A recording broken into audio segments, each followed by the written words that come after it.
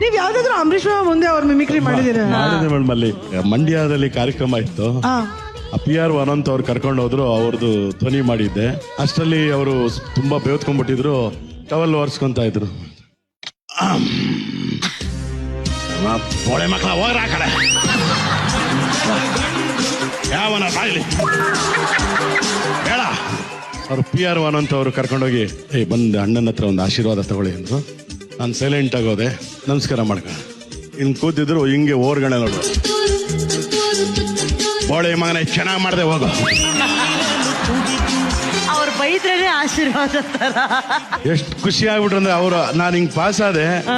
ಅನಂತ್ ಅವ್ರಿಗೆ ಹೇಳಿದ್ರಂತೆ, ಮಗ ಚೆನ್ನಾಗಿ ಮಾಡ್ದ. ಅವ್ರು ಆಕ್ಚುಲಿ ಹಾಗೆ ಮಾಡೋದನ್ನ ಅವರು.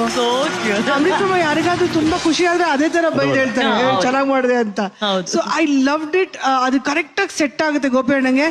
And Seema also did a very